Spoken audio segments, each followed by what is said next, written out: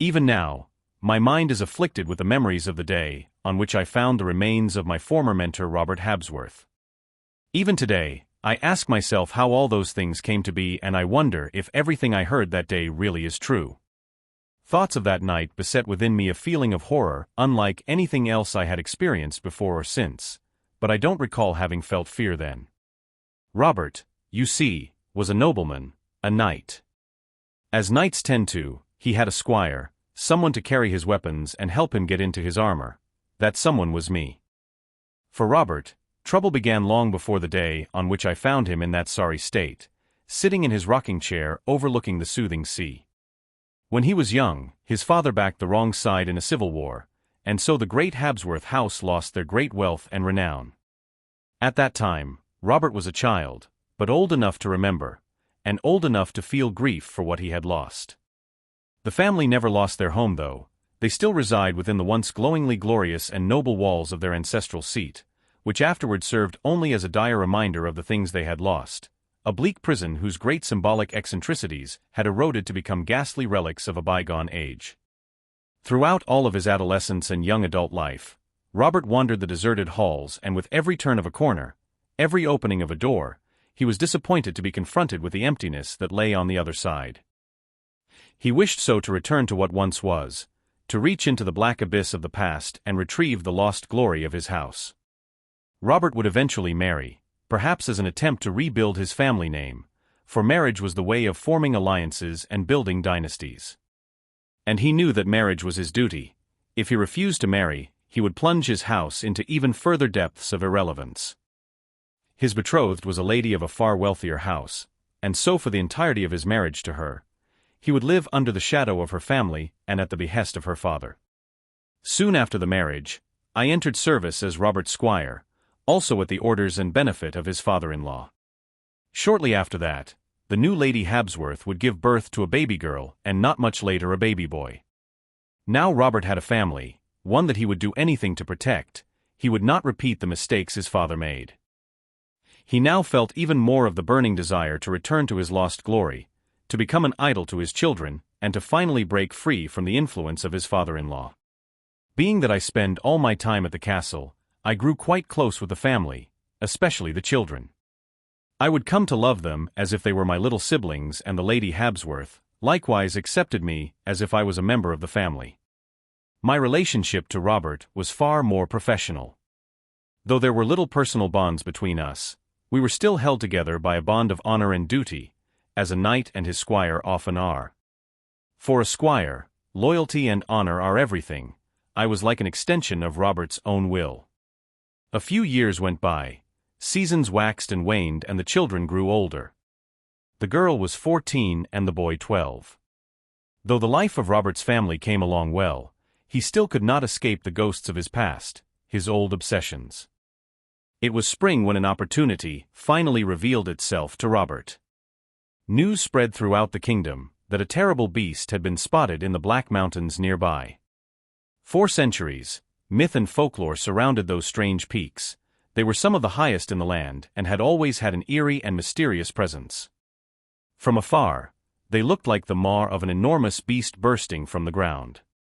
Few people had ever been up there, and most that had, never returned.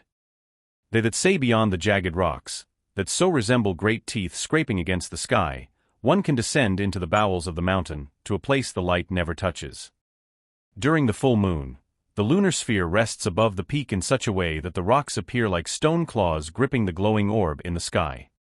The vegetation on the ancient slopes is said to be strange and unlike anything elsewhere. People claim to have seen odd and foreboding lights flashing from the mountain at night, and some even claim to have seen the silhouette of an unidentifiable creature soaring around the ominous peaks. Rumor spread of strange and inexplicable occurrences, chalked up to the beast's influence.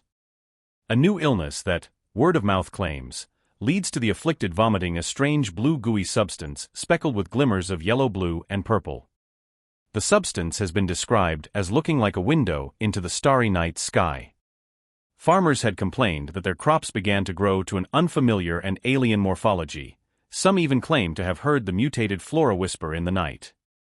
With stories such as these spreading throughout the populace, It was not surprising that anyone with any sense to them started to avoid being anywhere near the mountain or any of the plants, animals, or people affected by the terrifying strangeness.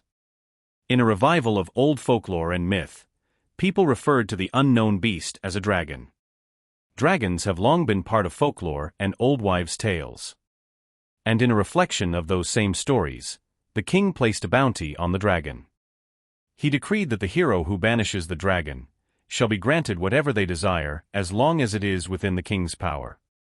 And I'm sure, dear reader, that you can already foresee that this was a chance that Robert of House Habsworth would not let slip. I gathered his armaments, I helped him into his armor, I readied his horse. I was preparing my horse as well, as I planned to join him. At the last moment though, he stopped me, he took me to the great hall and there, without much forewarning, knighted me. Lord Habsworth thanked me for my service as loyal squire and commanded me to return to my own life. When I think back, I wonder why it was that he sent me off at that moment. I believe he saw me as a part and symbol of his time as a downtrodden man posing as a lord. I believe he wanted to finish that part of his life, and the only way he could was by sending me away. He believed that his embarking on that journey would be the beginning of his new life as a celebrated hero. The things that transpired on Robert's journey I know only by what he has told me afterwards, when I went to visit him years later at the Habsworth estate. I wanted to go and see him and his wife, most of all the children, who had done a good job of staying in my heart. I had become a lord myself by then, ruling over a respectable chunk of land with a beautiful wife and 3 children. I returned to the home of my former mentor as an old friend seeking a nostalgic reunion with the home of my youth. I had heard years earlier that great dragon slayer Robert Habsworth had returned to be showered in wealth and fame. When I returned to the estate, however, I was not greeted with the lively home of a once more prosperous and merry family, but with old and abandoned halls, and a bleak, forsaken castle. I let myself in, for the door was ajar and there were no servants or guards to speak of.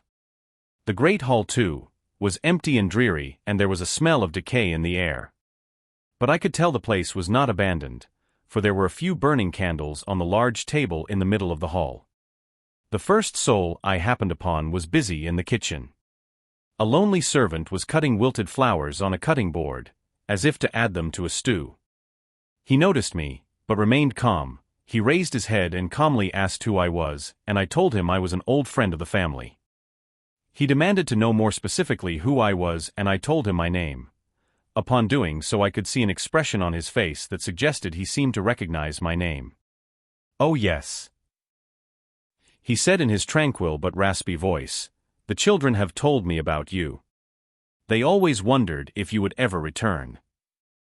His voice was very soft and could have been comforting, but here in this gray abandonment, it only added to the unsettling feeling I already had. To me, his calm, undisturbed mannerism did not fit into the creepy setting. "I suppose you are here to see the Lord Habsworth." I nodded and told him I would also like to see the children and Lady Habsworth. He looked at me bearing a melancholy expression. "I'm afraid they're not around anymore."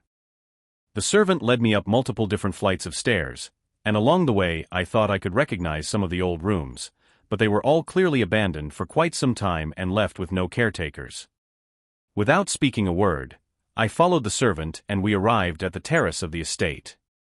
And sure enough, there was a rocking chair facing out towards the soothing sea. A vast body of water with an eerie stillness to it, and beyond the lake, the Black Mountains. I remember that Robert had always had a certain fascination for that lake. He would often speak feverishly about ideas of the things that might lurk deep beneath the still mirror surface. Sometimes his fascination even drifted off into a mad obsession, talk of different planes of existence lying in the depths, and the water lake itself being a living thing. Sometimes, when he got especially far into it, his chattering could send shivers down my spine. The servant waited at the doorway to the terrace as I approached the rocking chair. I could see the rough outline of a person sitting in the wooden seat. They were wrapped in a cloak. I could not see their face or anything else to confirm the obscured mound of cloth to be a person, other than the fact that it rocked the chair. Alas, I knew this to be the late Robert Habsworth. I did not circle around the chair to its front, but instead stayed behind it. "Lord Habsworth?" I asked. The cloth-wrapped figure returned a quiet sound of surprise. I could tell he recognized me, perhaps by my voice. What happened here? What happened to you? And your children and your wife? What happened since the day you slew that dragon? It was then that Robert Habsworth told me everything that had happened since the day I left, and since he embarked on the quest to hunt a dragon.